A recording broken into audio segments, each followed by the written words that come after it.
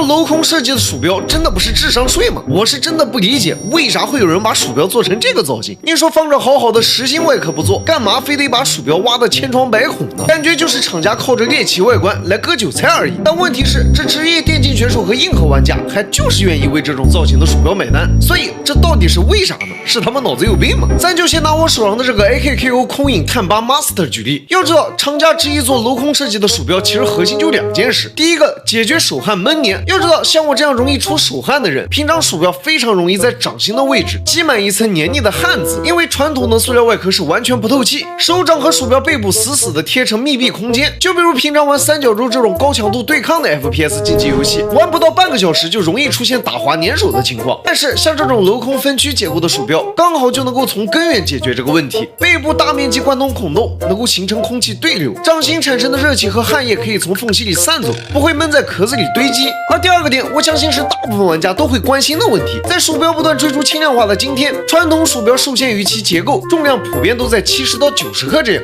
再想往下减重，就只能通过削减外壳厚度来进行。但问题是，这样极易出现按键软塌、壳体形变的问题，非常的不耐用。但是像空影这套复合碳纤维镂空外骨骼方案，却直接打破了这层瓶颈，整机带脚贴甚至能做到55克这样，放在三角洲的实战里，使用体验会特别明显，连续大范围的转身甩枪，手腕也不会酸胀。这是因为在同等体积下，战鼓镂空加固去掉了外壳30%以上的实体材料，完美避开了薄壳鼠标轻了就脆，厚了就重的死局。但并不是所有的镂空鼠标都是如此，大多数廉价的百元镂空，其实他们非常喜欢偷工减料，结构上只是打孔不加内部加强镜，按压时也会出现外壳形变发软，摔一下就直接开裂的问题。只有那些碳纤维和使用加厚工程塑料，并且内部带支撑骨架的终端型号，才能够同时兼顾镂空和结构的强度。但问题是，这类的产品溢价普遍较高，纯粹是花钱买劣质体验。可让人万万没想到的是，空影碳8 Master 却打破了这个价格怪圈，仅299的价格就做到了以往1000元镂空鼠标才有的一切。在复合碳纤维上盖的加持下，不仅兼顾了重量，甚至提升了鼠标的稳定性，就算是长时间握持也不会累手，并且表面的准分子涂层也可以让我们在长时间的游戏中保证操作的一致性。而我觉得整个鼠标最让人惊艳的地方，其实是它的手感。长124毫米、高40毫米的全手型自研模具，使得大中小手趴握抓握通吃，非常的跟手。搭配上旗舰级 PIW3955传感器